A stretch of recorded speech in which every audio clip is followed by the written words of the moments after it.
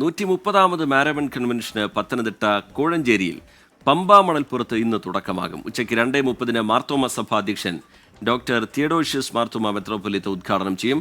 Syro Malabar സഭ major arch bishop Raphael Thattil ഉൾപ്പെടെ വരും ദിവസങ്ങളിൽ പങ്കെടുക്കും.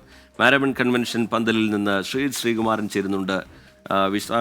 വിശദാംശങ്ങളുമായി ശ്രീത്ത്, എല്ലാ ഒരുക്കങ്ങളും പൂർത്തിയായി കഴിഞ്ഞിട്ടുണ്ട്. വിശദാംശങ്ങൾ എന്താണ് ശ്രീത്ത്?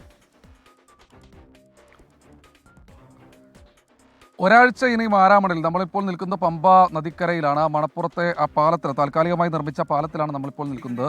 എന്തായാലും ആ മാരാമണിലിൻ്റെ പന്തൽ അതിവിപുലമായി തന്നെ എല്ലാ മേഖലയിലും ഒരുക്കി കഴിഞ്ഞു. ഇനി ഒരാഴ്ചക്കാലം, നേരത്തെ സൂചിപ്പിച്ചതുപോലെ ഒരാഴ്ചക്കാലം ഇവിടെ മുഴുവൻ ഒരു ഉത്സവ ലഹരിയായിരിക്കും. സുവിശേഷ പ്രസംഗവും അതുപോലെ തന്നെ കച്ചവടക്കാരും മുഴുവൻ ആളുകളും ഒക്കെ തന്നെ ഇങ്ങോട്ട് എത്തിച്ചേരും. രാവിലെ മുതൽ തന്നെ കുറേ ആളുകൾ ഈ പന്തലൊക്കെ കാണാൻ ഇങ്ങോട്ട് വന്നു ചേരുന്നൊരു കാഴ്ച നമ്മൾ കണ്ടിരുന്നു.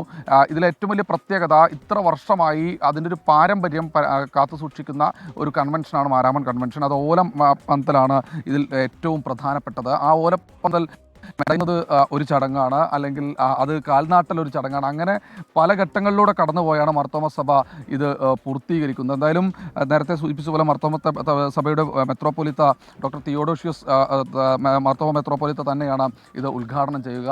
മാർത്തോമ മെത്രോപൊലീത്ത ഉദ്ഘാടനം ചെയ്തതിനു ശേഷം ആ ഉദ്ഘാടന സെഷനിൽ തന്നെ നിരവധി രാഷ്ട്രീയ നേതാക്കൾ, സാംസ്കാരിക പ്രവർത്തകർ ഒക്കെ തന്നെ ഉണ്ടാകും.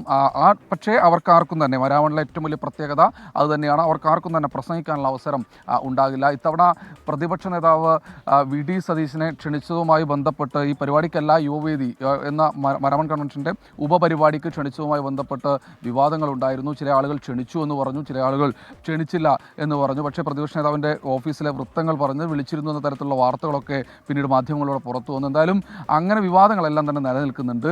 പക്ഷേ മാർത്തോമ സഭയുടെ അധ്യക്ഷൻ ഇതെല്ലാം തന്നെ തള്ളിക്കളഞ്ഞുകൊണ്ട് അതൊക്കെ ദുഷ്പ്രചരണങ്ങളാണ്, തങ്ങൾ ആരൊക്കെ വിളിക്കണമെന്ന് തീരുമാനിക്കുന്നത് ഈ മാർത്തോമ സഭയുടെ വലിയ മെത്രോപൊലീത്ത തന്നെയാണ്, അദ്ദേഹമാണ് തീരുമാനിക്കുക എന്നാണ് പറഞ്ഞിട്ടുള്ളത്. എന്തായാലും ഒരുക്കങ്ങളെല്ലാം തന്നെ പൂർത്തിയായി കഴിഞ്ഞു. വിവാദങ്ങൾക്കൊന്നും തന്നെ യാതൊരു സ്ഥാനവുമില്ല.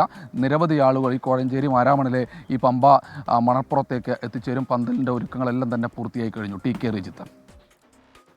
ശ്രീകുമാരൻ വിശദാംശങ്ങൾ നൽകുകയായിരുന്നു. 130ാമത് മാരമൺ കൺവെൻഷൻ പത്തനംതിട്ട കോഴഞ്ചേരിയിൽ പമ്പ മണൽപ്പുറത്ത് ഇന്ന് തുടക്കമാവാൻ പോവുകയാണ്. അതിൻ്റെ വിശദാംശങ്ങൾ, ഒരുക്കങ്ങളുമായി ബന്ധപ്പെട്ട വിവരങ്ങൾ പങ്കുവയ്ക്കുകയായിരുന്നു ശ്രീകുമാരൻ.